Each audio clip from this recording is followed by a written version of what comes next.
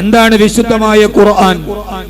അല്ലാഹു സുബ്ഹാനഹു വ തആല അവന്റെ ഏറ്റവും ഈ മാനവ ലോകത്തിന് നന്മയുടെ വഴികാട്ടിയായി നൽകിയ ഖുർആനിനെ പരിചയപ്പെടുത്തുന്ന ഒരേ ഒരായത്ത് അത് മാത്രം പറഞ്ഞ് ഞാൻ അവസാനിപ്പിക്കുകയാണ്. ആ ആയത്തിൽ അല്ലാഹു നമ്മോട് പറയുന്നത് 4 കാര്യങ്ങളാണ്. ആ 4 കാര്യങ്ങൾ ലോകത്തിലെ ഏറ്റവും മനോഹരമായ ഒരു പ്രപഞ്ചത്തിന്റെ ആമുഖ പുസ്തകത്തെ അല്ലാഹു വളരെ മനോഹരമായി അടയാളപ്പെടുത്തുകയാണ്. എന്താണ് ഖുർആൻ? ആ ഖുർആന്റെ അവതാരകനാരാണ്? ആദ്യമായിട്ട് അല്ലാഹു പറയുന്നത് അല്ലാഹു നസ്സല അഹ്സനൽ ഹദീസ്. ഈ വിശുദ്ധമായ ഗ്രന്ഥത്തിന്റെ അവതാരകൻ അഖില ലോക ബ്രഹ്മാണ്ഡ കടാഹത്തിന്റെ ഉടമസ്ഥനായ അല്ലാഹുവാണ്. വിശുദ്ധമായ ഖുർആനിന്റെ ഏറ്റവും പ്രധാനപ്പെട്ട പ്രത്യേകത ആയത്തിൽ അല്ലാഹു പറയുന്നത് അവതാരകനെ, അവതരിപ്പിക്കപ്പെട്ടവനെ, അവതരിപ്പിക്കപ്പെട്ട സ്ഥലത്ത് അതിന്റെ ആധികാരികതയെ, അതിന്റെ അനുകമ്പത്തെ, അതിന്റെ അന്യമമായ തലങ്ങളെ കൃത്യമായി അടയാളപ്പെടുത്തിയും വരച്ചിട്ടിട്ടുമാണ് ഈ വിശുദ്ധമായ ഖുർആൻ ലോകത്ത് നിലനിന്നത്. അതിന്റെ അവതാരകൻ അല്ലാഹുവാണ്. ഇതാരെങ്കിലും എഴുതിയതല്ല, ആരെങ്കിലും എഴുതി ചേർത്തതല്ല, ആർക്കെങ്കിലും അങ്ങനെ എഴുതി ചേർക്കാൻ കഴിയുന്നതല്ല. അല്ലാഹുവിന്റെ വിശുദ്ധമായ ഖുർആൻ ആദ്യമായി അവതരിപ്പിച്ച വിശുദ്ധമായ ഒരു വാക്യമുണ്ട്. ഇഖ്റ ബിസ്മി റബ്ബിക്കല്ലദീ ഖലഖ ഖലഖൽ ഇൻസാന മിൻ അലഖ. ഒരു ഭ്രൂണത്തിൽ നിന്ന് നിന്നെ സൃഷ്ടിച്ച അല്ലാഹുവിന്റെ നാമത്തിൽ നീ വായിക്കൂ എന്ന് പറയുമ്പോ ഗർഭാശയത്തിന്റെ 4ാമത്തെ മാസത്തിൽ ഗർഭാശയത്തിന്റെ ഉള്ളിൽ കിടക്കുന്ന ഒരു ഭ്രൂണത്തിന്റെ അവസ്ഥയെ കുറിച്ച് പറഞ്ഞാൽ അത് മനസ്സിലാക്കാൻ കഴിയുന്ന ഒരാൾ പോലും ജീവിച്ചിരിക്കാത്ത ഒരു കാലത്താണ് അലക്കിനെ കുറിച്ച്, ഭ്രൂണശാസ്ത്രത്തെ കുറിച്ച് വിശുദ്ധമായ ഖുർആൻ ആദ്യമായി പരാമർശിക്കുന്നതെങ്കിൽ ലോക പ്രശസ്ത ചിന്തകനായ മോറിസ് ബുക്കൈ അദ്ദേഹം രേഖപ്പെടുത്തുന്നുണ്ട്. 4 മാസത്തിന്റെ ഉള്ളിൽ ഗർഭാശയത്തിൽ കിടക്കുന്ന ഒരു ഭ്രൂണത്തെ പരാമർശിച്ചുകൊണ്ട് വിശുദ്ധമായ ഖുർആൻ അവതരിച്ചുവെങ്കിൽ അതൊരു മനുഷ്യൻ എഴുതാൻ കഴിയുന്നതല്ലെന്ന് അത് നമ്മളോട് പ്രൂഫ് ചെയ്യുന്നുണ്ട് എന്ന് മോറിസ് ബുക്കായി എഴുതുന്നുണ്ട്. ഇതാരുടെയും വാക്കുകളല്ല, ഇതിന്റെ അവതാരകൻ ഒരു മനുഷ്യനല്ല, ഇതിന്റെ ഉടമസ്ഥാവകാശം ഒരു പടപ്പിനല്ല, ഇതാരുടെയും മന്ത്രോച്ചാരണങ്ങളല്ല. വമാ ഹുവ ബിഖൗലി ശായിർ, ഇതൊരു കവിയുടെ ഭാവനയല്ല. വമാ ഹുവ ബിഖൗലി കാഹിൻ, ഇതേതെങ്കിലും ഒരു മന്ത്രവാദിയുടെ മന്ത്രോച്ചാരണമല്ല. ഖാഫ് ഹാ യാ ഐൻ സ്വാദ് ത്വാ സീൻ മീം, ഈ അക്ഷരങ്ങളുടെ കേവല അക്ഷരങ്ങളുടെ ഏകവിന്യാസത്തെ കാണുമ്പോ ഒരു മന്ത്രവാദിയുടെ മന്ത്രജൽപ്പനങ്ങളാണെന്ന് നിങ്ങൾ പറയരുത്. ഇതാരുടേതെന്നറിയുമോ? അല്ലാഹ്, ഇതിന്റെ അവതാരകൻ, ഇതിനെ ലോകത്ത് സമർപ്പിച്ചത്, ഇതിന്റെ ഓദർ അല്ലാഹുവാൻ. എന്നിട്ട് പറയൻ ഈ അവതരിപ്പിച്ച ഗ്രന്ഥം അവൻ എങ്ങനെയാണ് അവതരിപ്പിച്ചതെന്നറിയോ? ഖുർആനിനെ അല്ലാഹു പരിചയപ്പെടുത്തുന്ന 1ാമത്തെ ഭാഗം അല്ലാഹുല്ലദീ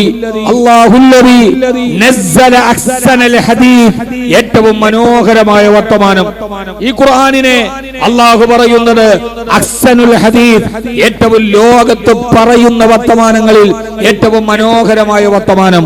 മനോഹരമായ ഭാഷ, മനോഹരമായ പദവിന്യാസം, മനോഹരമായ ആഖ്യാനം, മനോഹരമായ പ്രതലം, മനോഹരമായ പ്രയാണം, മനോഹരമായ പ്രമേയം, മനോഹരമായ പ്രഫുല്യം, ഇങ്ങനെ അഹ്സനൽ ഹദീസ് ഈ ലോക ചരിത്രത്തിൽ അവതരിപ്പിക്കപ്പെട്ട ഗ്രന്ഥശേഖരങ്ങളിൽ ഏറ്റവും മനോഹരമായ ഒരു പദാവലിയാണ്, ഒരു പ്രമേയമാണ്, ഒരു പരാമർശമാണ് അല്ലാഹുവിന്റെ ഖുർആൻ എന്ന് അല്ലാഹു പറയുകയാണ്. ലോകത്തെ ഏത് ഗ്രന്ഥത്തെ കുറിച്ചാണ് ഇത് പറയാൻ കഴിയുക?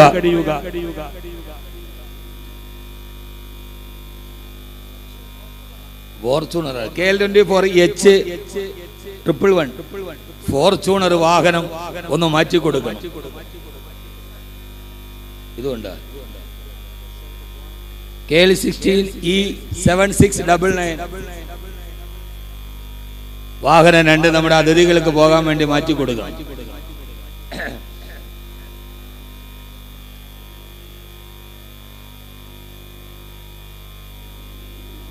ആ ഖുർആനിന്റെ ആഖ്യാനം മനോഹരമാണ്. ലോകത്തിൽ നിങ്ങൾ അവതരിപ്പിക്കപ്പെട്ട ഏതൊക്കെ ഗ്രന്ഥത്തെ കുറിച്ച് പരിചയപ്പെടുത്തിയാലും വിശുദ്ധമായ ഖുർആനിനെ അഹ്സനൽ ഹദീസ് മനോഹരമായി പരിചയപ്പെടുത്തുന്നത് പോലെ ഒരു ഗ്രന്ഥത്തെ നിങ്ങൾക്ക് പരിചയപ്പെടുത്താൻ കഴിയില്ല. 114 അധ്യായങ്ങൾ, 30 കാണ്ഡങ്ങൾ. ആ 114 അധ്യായത്തിൽ ഒന്നാമത്തെ അധ്യായം അഹ്സനുൽ ഹദീസ് എന്ന് ഖുർആൻ പറയുന്നതിന് ആ മനോഹര വാക്യത്തെ നിങ്ങൾ പരിചയപ്പെടൂ. ബയോളജിയോട്, കെമിസ്ട്രിയോട്, സാഹിത്യത്തോട്, ഈ ലോകത്തുള്ള മുഴുവൻ എല്ലാ ശാസ്ത്ര ശൃംഖലകളോട്, സാഹിത്യത്തോട് നിങ്ങൾ പരിചയപ്പെടുത്തി നോക്കൂ. 114 അധ്യായങ്ങൾ. ഒന്നാമത്തെ അധ്യായത്തിന്റെ പേര് സൂറത്തുൽ ഫാത്തിഹ. സൂറത്തുൽ ഫാത്തിഹ ഖുർആന്റെ പ്രവേശികയാണ്. രണ്ടാമത്തേത് സൂറത്തുൽ ബഖറ. അല്ലാഹു സുബ്ഹാനഹു വ തആല മാനവലോകത്തിന് ലോകാവസാനം വരെ വഴികാട്ടേണ്ട ഒരു ഗ്രന്ഥത്തെ, ശാസ്ത്രത്തിന് വഴികാട്ടണം, സാഹിത്യത്തിന് വഴികാട്ടണം, ലോകത്തിന് വഴികാട്ടണം, രാഷ്ട്രീയത്തിന് വഴികാട്ടണം, സംസ്കാരത്തിന് വഴികാട്ടണം, സാംസ്കാരികതയ്ക്ക് വഴിനാട്ടണം, ഇരുട്ടുകളോട് സംവദിക്കണം, വെളിച്ചത്തെ തെളിച്ചു കൊടുക്കണം, നീതിയെ നടപ്പാക്കണം, ധർമ്മത്തെ പറഞ്ഞു കൊടുക്കണം, സംശയത്തെ തീർക്കണം, സാഹിത്യത്തെ പുനരുജ്ജീവിപ്പിക്കണം. എല്ലാം നൂറ്റാണ്ടുകളും സംവത്സരങ്ങളും താണ്ട് ലോകത്തിലെ ബുദ്ധിരാക്ഷസന്മാരോട് സംവദിച്ച് ഈ ചർവിലെ ചർവണങ്ങൾക്ക് വിധേയമായി ഖണ്ഡന മണ്ഡനങ്ങൾക്ക് പാകപ്പെട്ട് എതിരാളികളോട് നിലനിൽക്കേണ്ട ലോകത്തിലെ നൂറ്റാണ്ടുകളെ അവസാനം സൂര്യൻ പടിഞ്ഞാറ് നിന്ന് ഉദിക്കുന്നത് വരെ ലോകത്ത് വന്ന മുഴുവൻ ബുദ്ധിശാലികളോടും സംവദിക്കേണ്ട ഒരു ഗ്രന്ഥത്തെ സോക്രട്ടീസിനോട് സംവദിച്ചു, ഹിപ്പോക്രാറ്റീസിനോട് സംവദിച്ചു, ഗദയോട് സംവദിച്ചു, ഐസക് ന്യൂട്ടനോട് സംവദിച്ചു, അരിസ്റ്റോട്ടലിനോട് സംവദിച്ചു. ഇപ്പോൾ യുക്തിവാദികളോട് സംവദിക്കുന്നു, ജബ്ബാറിനോട് സംവദിക്കുന്നു, ആരിഫ് ഹുസൈനോട് സംവദിക്കുന്നു. ഇനി വരുന്ന ഉമ്മയുടെ ഗർഭപാത്രത്തിൽ പറഞ്ഞ ഏതാൺകുട്ടിയോട് സംവദിക്കാൻ കഴിയും വിധം അന്യൂനമാകേണ്ട, സുന്ദരമാകേണ്ട, തല ഉയർത്തി നിൽക്കേണ്ട ഒരു ഗ്രന്ഥം. ആ ഗ്രന്ഥത്തിന്റെ പ്രഥമ അധ്യായത്തിന് പടച്ചതമ്പുരാൻ പേരിട്ടു അൽ ബഖറ. ബഖറ എന്ന് പറഞ്ഞാൽ സൂറത്തുൽ ഫാത്തിഹ പ്രവേശിക്കുകയാണ്. ബഖറ, ബഖറ എന്ന് പറഞ്ഞാൽ നാൽക്കാലി. ആദ്യത്തെ അധ്യായം നാൽക്കാലി, അവസാനത്തെ അധ്യായം സ്വർഗത്തിന്റെ പേരല്ല, ജന്നാത്തുൽ ഫിർദൗസിന്റെ പേരല്ല, നരകത്തിന്റെ പേരല്ല, ജിബ്രീലിന്റെ പേരല്ല. ഖുർആനിലെ അധ്യായത്തിന്റെ പേര് അൽ ബഖറ, നാൽക്കാലി. ലോകം അത്ഭുതപ്പെട്ടു നിന്നു. അവസാനിക്കുന്ന 114 അധ്യായത്തിന് നാമകരണം ചെയ്യപ്പെട്ടു അന്നാസ്. അന്നാസ് എന്ന് പറഞ്ഞാൽ മനുഷ്യൻ. പടച്ചവന് കൃത്യമായി അഹ്സനുൽ ഹദീസിന് പാഠഭേദം ചേർക്കുകയായിരുന്നു വിശുദ്ധമായ ഖുർആൻ. അതിന്റെ അർത്ഥം ഇങ്ങനെയാണ്: ആ അധ്യായങ്ങൾക്ക് പേരിട്ടത് പോലും വെറും ഒരു വികൃതിയല്ല. ഒരു മനുഷ്യൻ ആ ഖുർആൻ തുറന്ന് ഫാത്തിഹ ഓതി അവൻ ഓതാൻ തുടങ്ങുമ്പോൾ, അലിഫ് ലാം മീം എന്ന ബഖറ തുടങ്ങുമ്പോൾ അവന് നാൽക്കാലിയുടെ സ്വഭാവവും പ്രകൃതവുമാണെങ്കിൽ 114 അധ്യായങ്ങൾ പാരായണം ചെയ്ത് അന്നാസിൽ അവസാനിക്കുമ്പോൾ അവനൊരു പൂർണ്ണ മനുഷ്യനായി മാറണം. അത്രമേൽ മനോഹരമായി ബഖറയിൽ തുടങ്ങി അന്നാസിൽ അവസാനിച്ച അധ്യായങ്ങളുടെ നാമങ്ങളുടെ പേര് എന്റെ സഹോദരങ്ങളോട്, സഹോദരിമാരോട് വളരെ കൃത്യമായി ഞാൻ ഓർമ്മിപ്പിക്കുകയാണ്. അതിന്റെ സൂറത്തുകൾക്ക് പേരിട്ടത് മാത്രമല്ല, ബഖറ ഫാത്തിഹ കഴിഞ്ഞാൽ രണ്ടാമത്തേത് ബഖറ, ബഖറ കഴിഞ്ഞാൽ മൂന്നാമത്തേത് ആലു ഇമ്രാൻ, ആലു ഇമ്രാൻ കഴിഞ്ഞാൽ അന്നിസാ, അന്നിസാ കഴിഞ്ഞാൽ അടുത്തത് മാഇദ. നാമകരണത്തിന് പോലും ഇത്ര ക്രമപ്രവിദ്ധമായി ഇതിന് അടുക്ക് നിശ്ചയിച്ചതാരാണ്? നിങ്ങൾ ആലോചിച്ചു നോക്കിയിട്ടുണ്ടോ? ഈ അഹ്സനുൽ ഹദീസിനെ ആർക്കും പറയാൻ പറ്റാത്ത ഈ മനോഹര നാമത്തെ അൽ ബഖറ, നാൽക്കാലി. നാൽക്കാലികൾക്കൊരു സ്വഭാവമുണ്ട്. നാൽക്കാലികൾ വിവാഹം കഴിക്കാറില്ല. നാൽക്കാലികൾ വിവാഹം കഴിക്കാറില്ല. ഖുർആൻ നമ്മോട് പറഞ്ഞതിനേക്കാളേറെ പറയാതെ പറയുന്ന ചില ആശയങ്ങളുണ്ട്. എന്റെ പ്രിയപ്പെട്ട പണ്ഡിത സുഹൃത്തുക്കളോട്, എന്റെ പ്രിയപ്പെട്ട സഹോദരിമാരോട്, നിങ്ങൾ വിചാരിക്കുന്നത് പോലെ ഇത് വെറുതെ കോഴിയെറുക്കാൻ വേണ്ടി പഠിക്കുന്നതല്ല. ഒരു മനുഷ്യൻ ഹാഫിളായി അവൻ ബിസ്മി പറഞ്ഞ കോഴിയെറുക്കാൻ പഠിച്ചു, അല്ലെങ്കിൽ മരിക്കുന്ന വീട്ടിൽ അവൻ ഓതാൻ പഠിച്ചതല്ല. ഈ ഖുർആൻ ജീവിച്ചിരിക്കുന്നവർക്ക് മുന്നറിയിപ്പ് നൽകാൻ വന്നതാണ്. മരണശേഷമുള്ള വൃത്താന്തം മാത്രം പറഞ്ഞതല്ല. അൽ ബഖറ, നാൽക്കാലി. നാൽക്കാലിയുടെ സ്വഭാവം, നാൽക്കാലികൾ കല്യാണം കഴിക്കാറില്ല. നമ്മുടെ തിരുവനന്തപുരത്തിന്റെ മ്യൂസിയത്തിന്റെ തെക്കേ കവാടത്തിൽ പോയാൽ ഇപ്പോൾ ഒരു വലിയ പ്രതിമ കാണാം, ദിനോസറിന്റേതാണ്. ഒരു കാലത്ത് ഭൂമിയിൽ ജീവിച്ചിരുന്ന ദിനോസറുകൾ ഇന്ന് ഒരെണ്ണത്തെ പോലും എടുക്കാൻ പറ്റാതെ വംശനാശം സംഭവിച്ചു പോയി. എന്തുകൊണ്ട്? അവർ കൃത്യമായി വിവാഹ കർമ്മത്തിൽ ഏർപ്പെടുകയോ പ്രത്യുൽപാദന കർമ്മം നടക്കാത്തത് കൊണ്ട് ഒരു കാലം വരെ നിന്നെങ്കിലും കൃത്യമായ ലൈംഗിക ബന്ധത്തിലൂടെ പ്രത്യുൽപാദനം നടക്കാത്തത് കൊണ്ട് ആ വർഗം ലോകത്ത് അവസാനിച്ചു പോയി. അള്ളാഹു പറയുകയാണ്, നാൽക്കാലികൾ കല്യാണം കഴിക്കാറില്ല.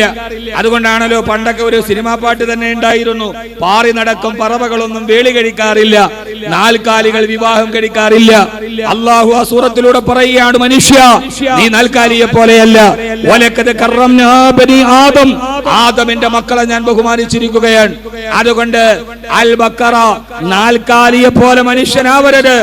ആലു ഇമ്രാൻ, ഇമ്രാനിനെ പോലെ നിനക്കൊരു കുടുംബം ഉണ്ടാവണം. നീ വിവാഹം കഴിക്കണം, നീ നിക്കാഹ് കഴിക്കണം.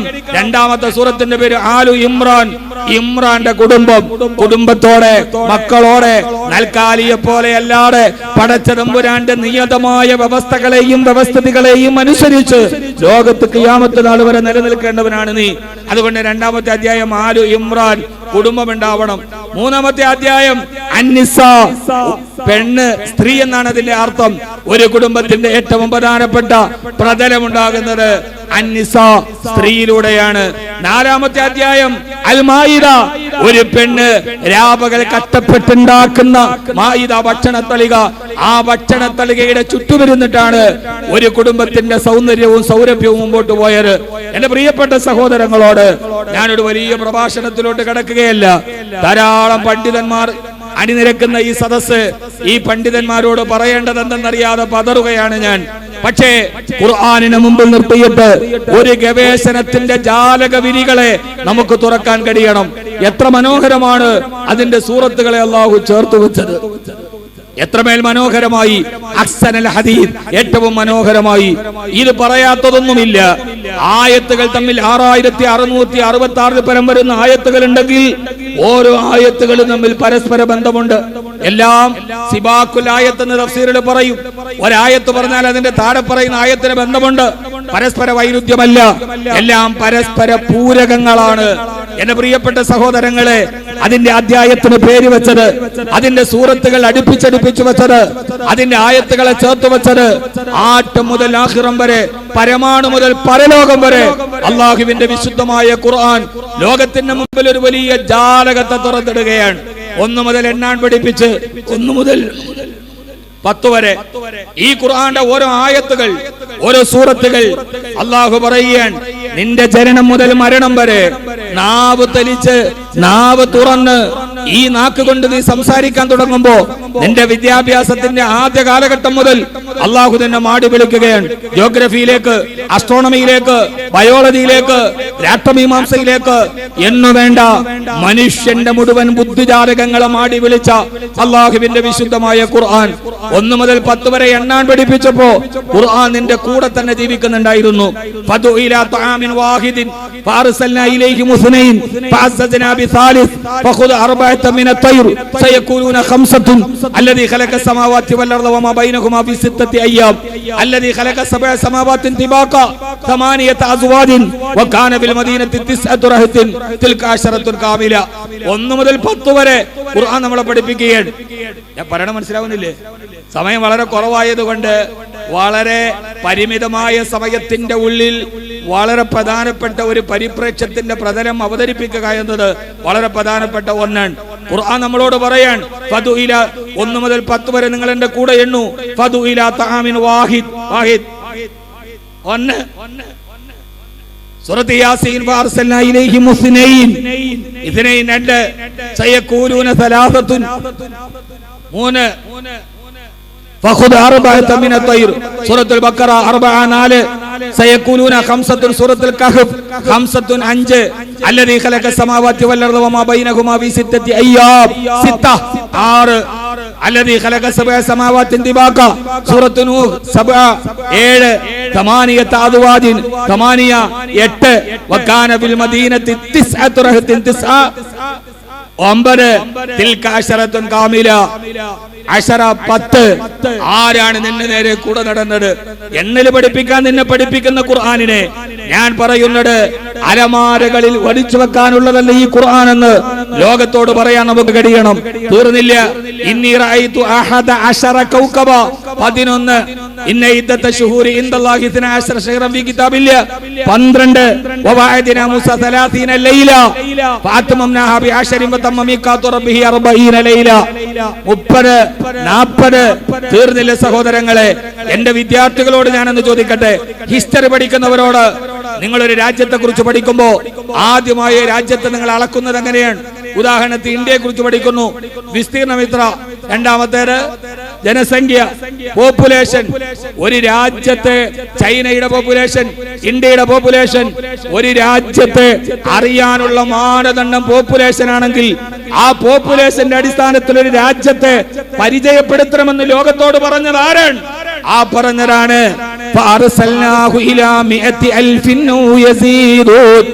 ഞാൻ യൂനുസ് നബിയെ നീനവയിലേക്ക് പറഞ്ഞു വിട്ടു. നീനവയിലെ ജനസംഖ്യ പോപ്പുലേഷൻ 100,000 ഞാൻ പറയുന്നത്, ഞാനൊരു എൻസൈക്ലോപീഡിയയുടെ വിജ്ഞാനവാതിലിനെ തുറക്കുകയല്ല. ഞാൻ എന്റെ ചിതറിയ ചിന്തകളെ നിങ്ങളോട് പറയുകയാണ്. നിങ്ങൾ എന്തിനാണ് ഈ ഖുർആനിനെ മാറ്റിവെച്ചത്? വഖാല റസൂലു യാ റബ്ബി ഇന്ന ഖൗമി ഇത്തഖദു ഹാദൽ ഖുർആന മഹ്ജൂറാ. ജീവിതത്തിന്റെ വെളിച്ചത്തിന്റെ വാതിൽ തുറന്ന ഈ ഖുർആനിനെ ഏത് സ്ഥാനത്തിലാണ് നിങ്ങൾ അകറ്റി നിർത്തിയത്? പോപ്പുലേഷനെ പറഞ്ഞ വിശുദ്ധ ഖുർആൻ. നമ്മുടെയൊക്കെ ചെറുപ്പകാലത്ത് ഒരു നാടകമുണ്ടായിരുന്നു. ആ നാടകത്തിൽ KPSCയുടെ ഒരു നാടകമുണ്ട്, നാറാണത്ത് ഭ്രാന്തൻ. നമ്മളൊക്കെ ചെറുപ്പകാലത്ത് കണ്ട നാടകമാണത്. കണ്ടിട്ടില്ല നിങ്ങള് KPSCയുടെ നാറാണത്ത് ഭ്രാന്തൻ? നിങ്ങളാരും കണ്ടിട്ടില്ല? മുത്തക്കിങ്ങള് നാറാണത്ത് ഭ്രാന്തൻ കേരളത്തിലെ ഏറ്റവും പ്രധാനപ്പെട്ട നാടക കൂട്ടായ്മയായിരുന്ന KPSCയുടെ മനോഹരമായ ഒരു കഥാപാത്രമാണ് നാറാണത്ത് ഭ്രാന്തൻ. നാറാണത്ത് ഭ്രാന്തൻ ഇന്നും സാഹിത്യത്തിലെ ഏറ്റവും മനോഹരമായ കഥാപാത്രമാണ്.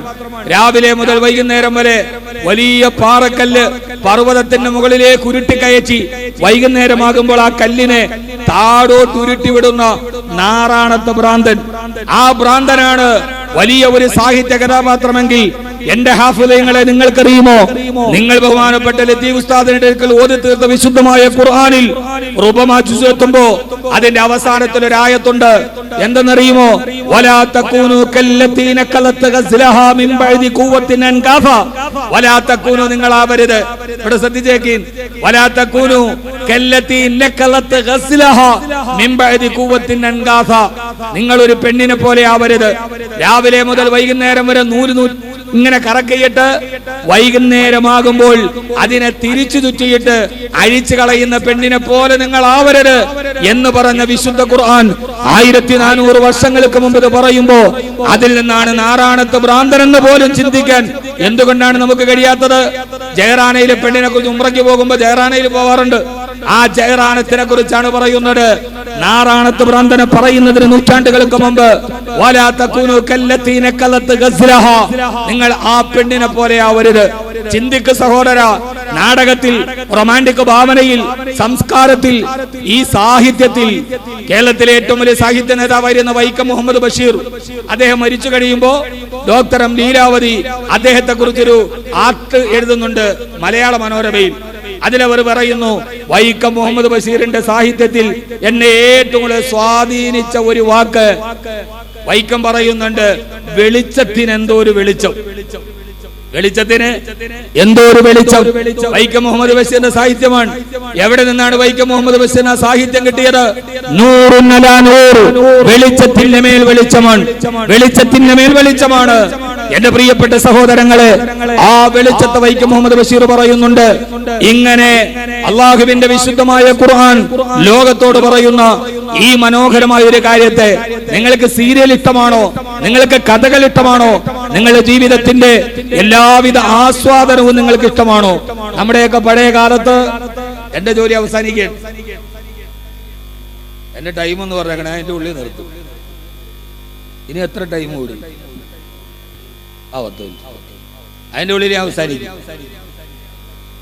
നമ്മളൊക്കെ പണ്ട് കാലത്ത് രാമായണവും മഹാഭാരതവും സീരിയൽ കാണാൻ പോവാറുണ്ട്. അവിടെ ഞാനൊക്കെ പോയിട്ടുണ്ട് എന്റെ കൊച്ചുകാലത്ത്. ഞാനൊക്കെ 8ാം ക്ലാസ്സിൽ പഠിക്കുന്ന സമയത്താണ് രാമായണവും മഹാഭാരതവും ദൂരദർശനിൽ പ്രക്ഷേപണം ചെയ്യുക. അന്ന് 9 മണിക്ക് പോയി അതും കാത്തിരിക്കുന്നത് പെരുന്നാളിന് പിറ കാണുന്ന മാതിരിയാണ് ദൂരദർശന്റെ ആ സൗണ്ടോട് കൂടി വരുമ്പോൾ. ആ സമയത്ത് മഹാഭാരതത്തിൽ ഒരു വലിയ കഥ കണ്ടിട്ട് നമ്മളൊക്കെ അന്തം വിട്ട് നിന്നിട്ടുണ്ട്.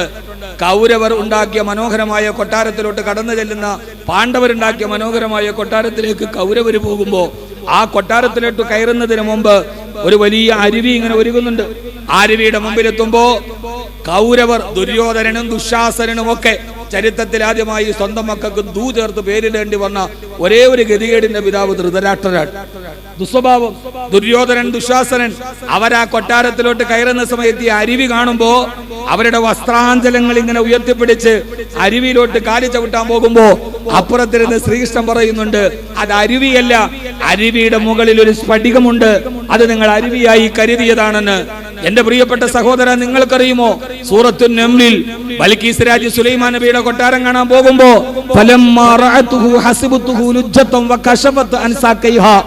ആ കാണുന്ന സുലൈമാൻ നബിയുടെ കൊട്ടാരത്തിന്റെ മുമ്പിൽ തടം തല്ലിയാത്തൊടുക്കുന്ന അരുവിയുടെ മുമ്പിലെത്തിയ ബൽഖീസ് രാജ്ഞി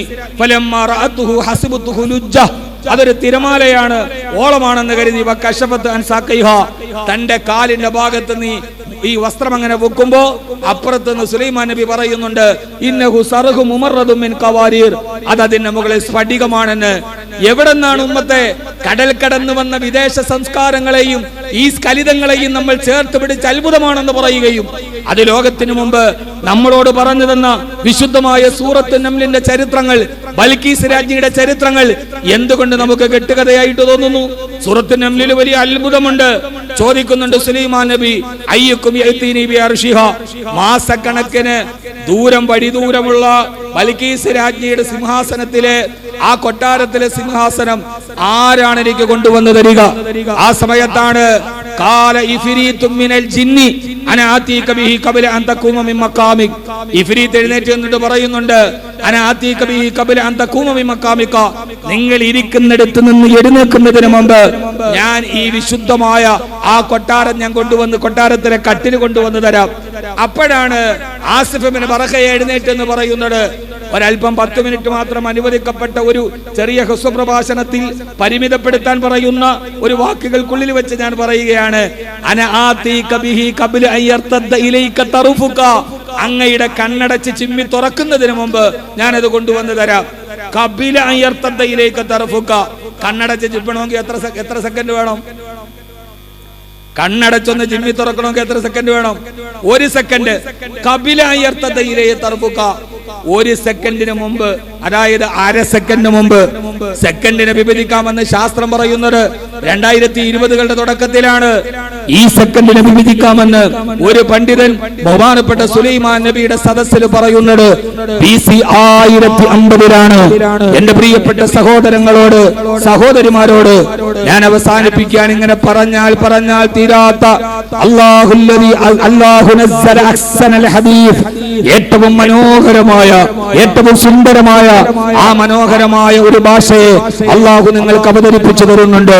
ആളുകളുടെ ഹൃദയത്തിലോട്ട് തുളച്ചു കയറുന്ന, ആളുകളെ മുഴുവനും തന്റെ ആവരണത്തിലോട്ട് കൊണ്ടുവരുന്ന അള്ളാഹുവിന്റെ വിശുദ്ധമായ ഖുർആൻ, ഹബീബായ റസൂലുള്ളാഹി സ്വല്ലല്ലാഹു അലൈഹി വസല്ലമ ആ വിശുദ്ധ ഖുർആന്റെ മനോഹരമായ പദാവലി കൈബാലയത്തിന് മുമ്പിൽ പാരായണം ചെയ്യുമ്പോൾ അത് കേൾക്കാൻ വേണ്ടി വരുന്ന ആളുകൾ ഖുർആനിനെ ആ മധുരോദാരമായ ശബ്ദം കേട്ട് ഖുർആനിൽ ആകട്ടരാക്കിയപ്പോഴാണ് വലീദ് ഇബ്നു റബീഅയോട് മക്കക്കാര് പറഞ്ഞത്, വലീദേ, നീ മുഹമ്മദ് സല്ലല്ലാഹു അലൈഹി വസല്ലമയോട് പറയണം, എന്ത് വേണമെങ്കിലും നീ പാരായണം ചെയ്തോളൂ, പക്ഷേ അല്ലാഹുവിന്റെ ഖുർആൻ പാരായണം ചെയ്യരുത്. വലീദ് ഇബ്നു റബീഅ ആളുകളെ തന്റെ സ്വതസിദ്ധമായ ശൈലി കൊണ്ട്, ആളുകളെ നമ്മളൊക്കെ പറയുന്നത് പോലെ നല്ല സോപ്പിട്ട് സംസാരിച്ച് താൻ പറയുന്നതിലേക്ക് ആളുകളെ വശീകരിക്കാൻ കഴിയുന്ന സംസാരത്തിൽ മാസ്മരികതയുള്ള ആളാണ് വലീദ് ഇബ്നു റബീഅ. ഹബീബായ നബി മുഹമ്മദ് മുസ്തഫ സല്ലല്ലാഹു അലൈഹി വസല്ലമ കൈബാലയത്തിന്റെ മുമ്പിൽ നിൽക്കുമ്പോൾ വലീദ് ബിൻ റബീയ ഹബീബിന്റെ അടുക്കൽ പോകുന്നുണ്ട്. മുഹമ്മദ് സല്ലല്ലാഹു അലൈഹി വസല്ലം, എന്തേ ഞാൻ നീയും കുടുംബ ബന്ധുക്കളാണ്, നമ്മൾ തമ്മിൽ മാസങ്ങളായുള്ള ബന്ധങ്ങളാണ്, നമ്മുടെ ബന്ധങ്ങൾക്ക് തടസ്സം നിൽക്കുന്ന സമൂഹത്തിൽ വിഘാതമുണ്ടാക്കുന്നതൊന്നും മുഹമ്മദ് നീ ചെയ്യരുത് സല്ലല്ലാഹു അലൈഹി വസല്ലം.